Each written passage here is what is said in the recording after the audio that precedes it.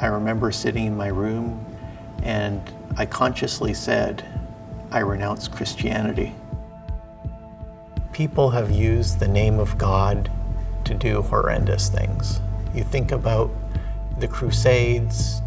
Christianity was sort of a propagation of human oppression of others. So it really just became an understanding that I was maybe brainwashed by the institution of the church. I had become an agnostic. I was skeptical there might be a God, but I fundamentally felt that I had no connection with God. And I just kept going on as a Christian, and I kept raising my daughter as a Christian. The one thing I did, though, reject, I did reject the church. I just thought the church was like a social institution. I saw the people outside the church as much more authentic than the people in the church. When I came to the decision that I renounced Christianity, I realized that my plan for my life had to change because God wasn't in control anymore. And so I thought, plan B for my life is to totally immerse myself in science and technology. So my first job at UCLA was a programmer analyst in the Institute for Geophysics and Planetary Physics.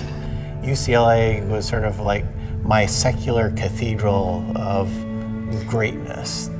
But I was thinking, I've achieved everything that I wanted to.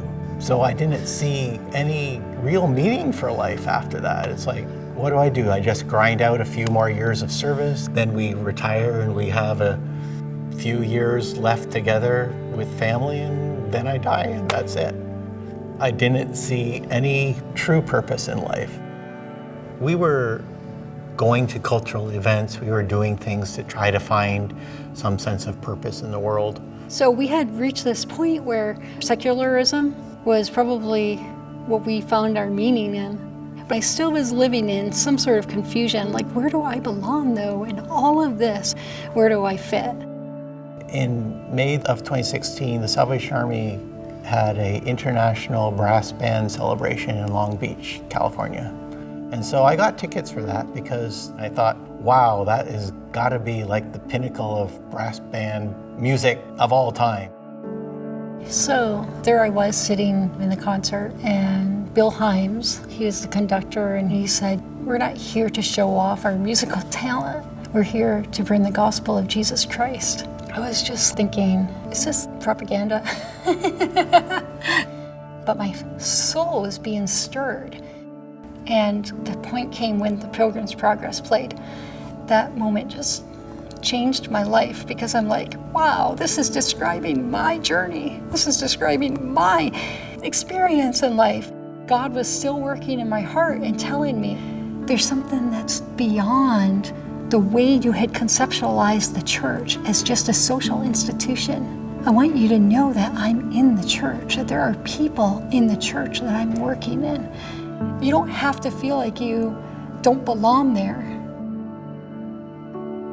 So the next day, the Canadian Staff Band was at Torrance, and we decided to go. And in the middle of the service, there was a soloist that sang, "It is well with my soul." When I heard the song, I realized that it was not well with my soul. And that's when everything changed. God told me, that's what you've been missing. That's what you've been looking for. And he wanted to have a relationship with me, and these walls that I had against God just fell within me. And it was such an overpowering experience. I didn't have arguments that held up against that experience. And after that morning, my life has never been the same. Maybe I wasn't delusional about the fact that there's people out there who are involved in religion for the wrong reasons, or they themselves see it as just a social institution.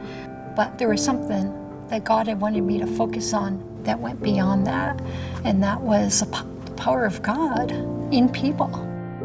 It took me back to the days with all the people that I knew in the church who were sincere, the people who truly believed in what they were doing and what they were saying, and they loved me and they taught me about God. The people who had actually formed this desire because of their example, because of the way they lived.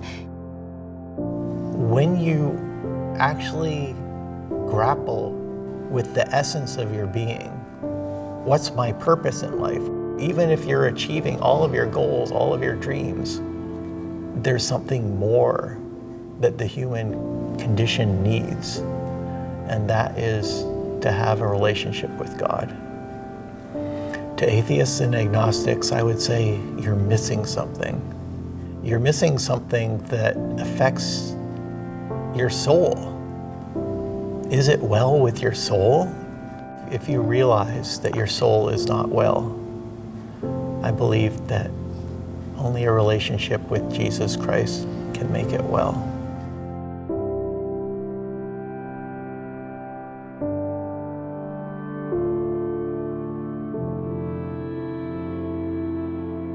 If this video impacted you, like it and share it. We are always posting content, so don't forget to subscribe. Thank you for helping us share change.